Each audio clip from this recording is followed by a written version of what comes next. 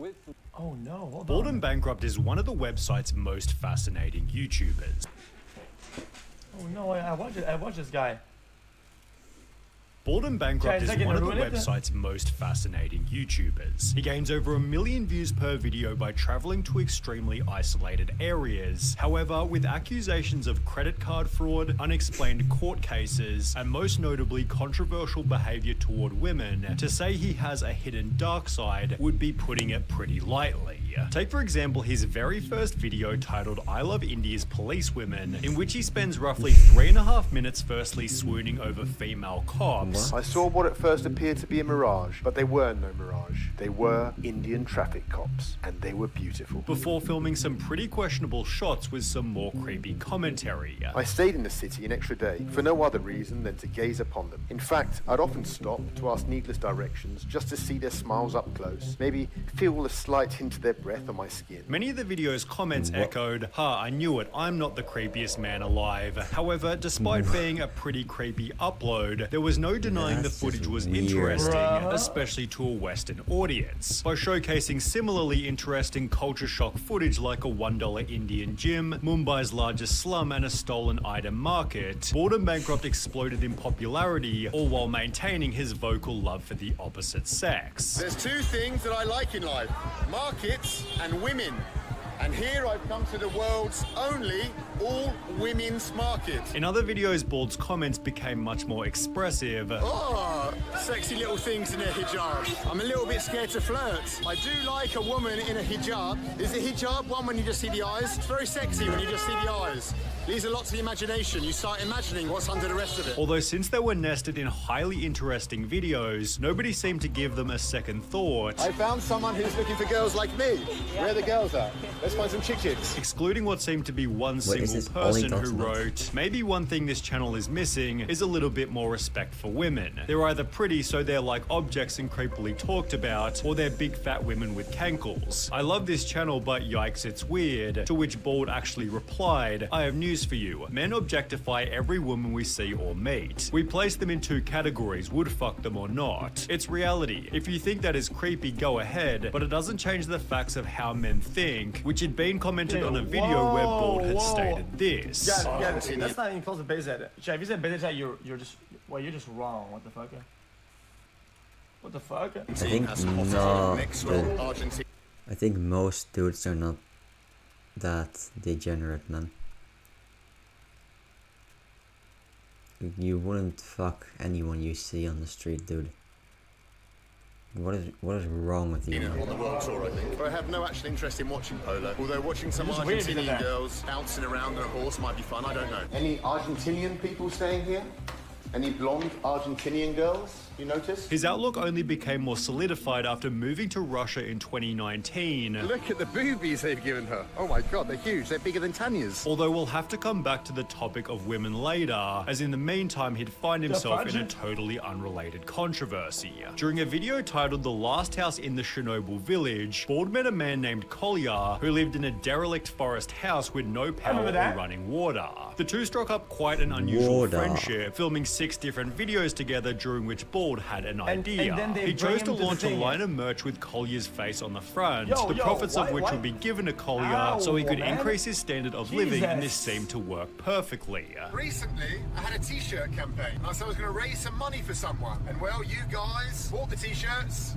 And I've got the money, and so I'm going to come here and hand it over to somebody. Bald gave Kolya a handful of banknotes, later clarifying the amount to be... I left him with the equivalent of what was about a year's pension money. Although since the amount of money was Listen. I know a little bit about like business with like YouTube or whatever. I think there's so many ways to monetize something that you want. If you really want to do something good, there are so many ways. There's no way that his only thought to make this work was to do some merch and give some of the profit to this guy. I'm just telling you, like, there's so many ways to monetize something. I think that's like the last thing you would think of. somewhat visible on camera, people were able to pinpoint exactly how much money was given. In my eyes, Bald has only given him 4 banknotes, which would be roughly 400 rubles or $200, which meant he only gave away the equivalent of 20 t-shirt sales. Not exactly a year's pension, is it, Bald? Although another post made things even worse. Bald failed to give Collier any of the estimated $10,000 money from the t-shirt campaign, apart from the $300 he gave on camera. It turned out that Collier wasn't even aware that he'd been filmed, and these kind people showed him the videos Bald made about him. In Bald's defense, giving $10,000 to someone with a severe alcohol addiction might have also been a terrible idea. Don't spend too much of it on alcohol, but Collier's his own man. Okay. I just hope. Even in Russia, whatever this is, if the money's worth more, if you make a fundraiser for something, right? Well, it has to be for that. You cannot just give a percentage and say, well, it's worth more over there, so I'm gonna keep this. Like, dude, it's just not how it works. You can do it different.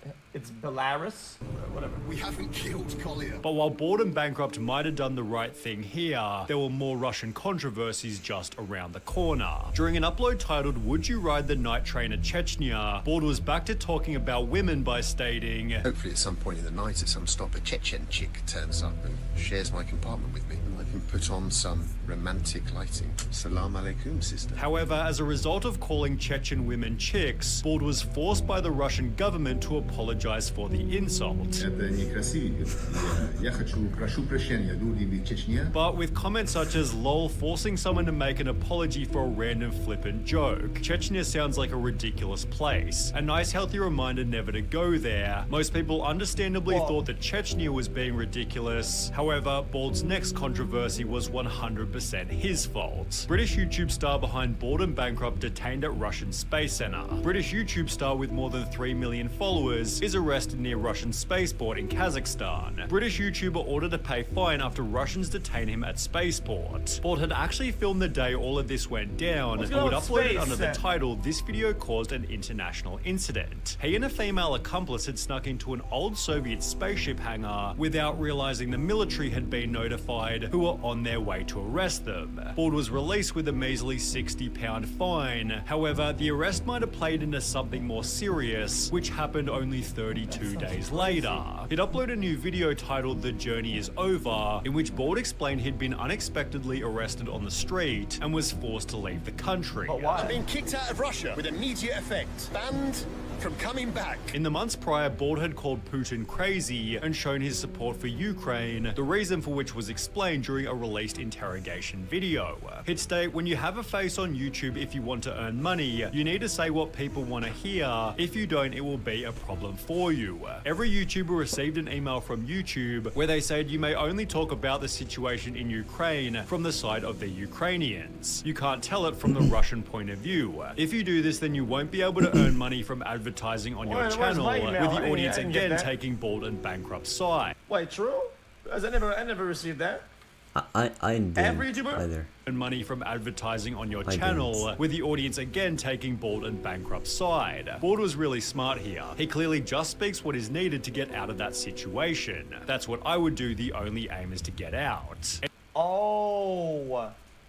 Okay, my bad, sorry. I didn't know. Anyone who thinks that Mr. Bald is a hypocrite has never experienced an encounter with Russian authorities. He's an absolute genius and a certified legend. Besides, being thrown out of Russia meant he could go to some new countries, where in Syria he'd post a story to his Instagram, reigniting an old point of criticism: discussions about women. Me before visiting Syria thinking, must be hardcore there. Probably going to be a week of no alcohol and must not look at girls on the street, or else I'll be beaten up by angry brothers.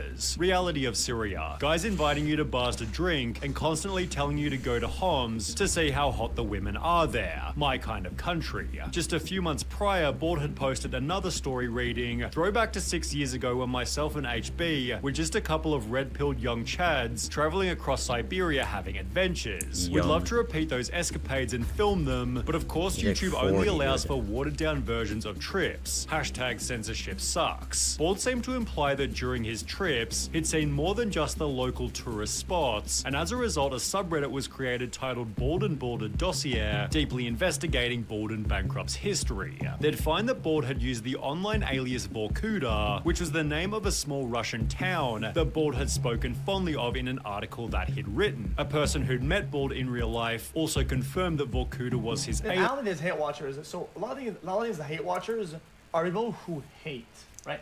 I think bringing up valid criticism and valid points that something as bad is happening isn't hate watching. It's just not. Guys. And others say, oh, dude, hate watcher that, or that. They're two different things entirely. A hate watcher, the way we talk about it, is somebody who literally watch things he doesn't enjoy just to hate on it. Like most of you guys. Okay, all the hate watchers. Yo, suck my fucking balls, bitch ass. Turn off fucking ad block. Watch some ads, pussy. Fuck you. Suck my balls.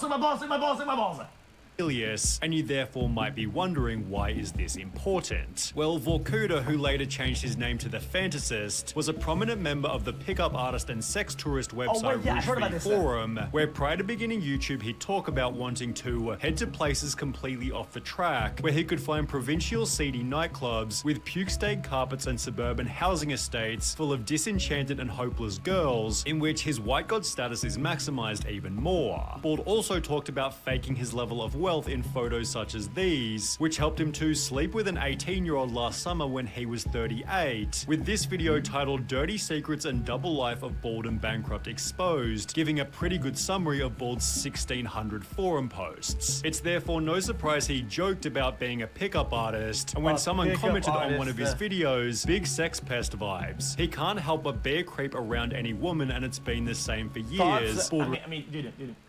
It doesn't matter in context. It is always bad to deliberately maximize your power dynamics and whatever is fucking weird. Like, what the fuck? Responded by stating, a sex pest for years? Weird. That's absolutely unfair and untrue. I've actually been a sex pest for decades. Bald was seemingly exercising his strategy for dealing with criticism. How do you deal with it when people are like saying terrible things about you? I suppose every YouTuber has their own techniques to cope with that mentally. But for me, like, embrace it, love it, and amplify it. When someone says, like, you're the biggest wanker in the world, you say, that's right, mate, bigger than you'll ever know. Even worse than you think I am. What are you gonna do about it? And while this works pretty well 95% of the time, doubling down on a sex pest comment was something he probably should have just ignored. It didn't help that he was also accused of SA in the year 2000, and while an article on the incident confirmed that Bald was acquitted, the judge stated their behavior towards the woman had been appalling. Jesus. Combine this with a forum post where Bald bragged about his Rohypnol game, and another joke on his Instagram reading, if you see this man, do not approach but call the police immediately. He is wanted in connection to a crime where Rohypnol was used. It's not hard to see why some might think that Bald's a bit of a creep. On top of this, Bald had suspiciously changed his name from Benjamin Rich Swift to a more simple Benjamin Rich, the reason for this being explained by Bald and Bankrupt himself. He'd state, I owed £30,000 on... What? Rohypnol.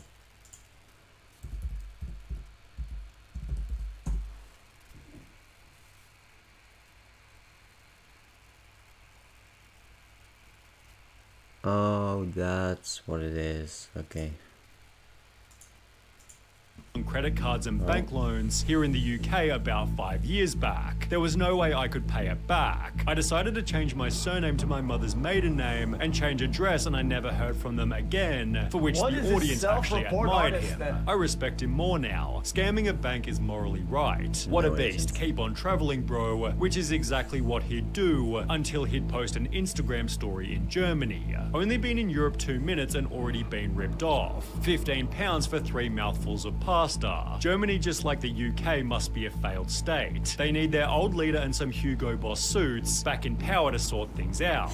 After Bald posted that to his Instagram story, he'd receive a text from his mum reading, glad you arrived back safely but not sure about your comment with the food, prompting Bald to post another story reading, my mum always worried when I'm trolling with based comments. Mum, get off Instagram, you're too old. In fact, if I find you on here again, I'll start posting my collection of George Floyd memes, which on the internet of course ruffled some feathers, although for a slightly funnier reason. It was based from a 48-year-old man is actually crazy. After Bald also showed extensive support for Andrew Tate, he was slammed by NFKRZ, despite the two collaborating together in the past. Red pill, circle jerkers, digital nomad, expat, fucking bold bankrupt looking ass. And as a result, it seems their friendship completely disintegrated. I randomly accidentally found out that Bald actually blocked me on Instagram completely. On top of blocking NFKRZ, Bald wiped everything else from his Instagram, leaving one single image with a pretty heartfelt caption. As I wind down my YouTube career, I'm looking forward to slowly going back to being Ben from Brighton once again, instead of Bald from YouTube. If I'm going to be congruent with that desire, then I should remove as much of Bald and Bankrupt from the web as I can. Interestingly, that had been posted on the 7th of July 2022, which was the same day as when his forum posts were first exposed on YouTube, almost certainly explaining his sudden desire to quit. Impressively, however, Bald and Bankrupt soldiered on and continued uploading high-quality content, possibly realizing he could only look to the future, as he had no way of changing his past. However, in a recent interview with Joe Fish, Bald and Bankrupt stated that he'd pretty much completed his travels. I've been very, very fortunate, and I can say that I've pretty much ticked off everywhere I truly want to go. I'm more interested now in learning more about my home country than I am about seeing those other places. And while Bald has definitely had somewhat of a bumpy history, him quitting YouTube would be a depressing end to a channel loved by many with so much future potential. Guys, I guess I came to the golden age of that content, not that person, but because all the videos that I watched, there was nothing, at least that I picked up on, that was creepy, and I didn't see any of that. I literally just tagged along to like his end game videos, and they were all really good. So I just watched the content, and I didn't know about any of this. All right. I'm not even glazing. I'm just telling you my experience with the channel. Well, because sometimes it happens sometimes that people are in drama and people did some bad things, and we know after, and I'm like, I watched some of these videos and I almost feel bad about it, you know? But like, I still enjoyed it. I cannot withdraw enjoyment or ritual actively.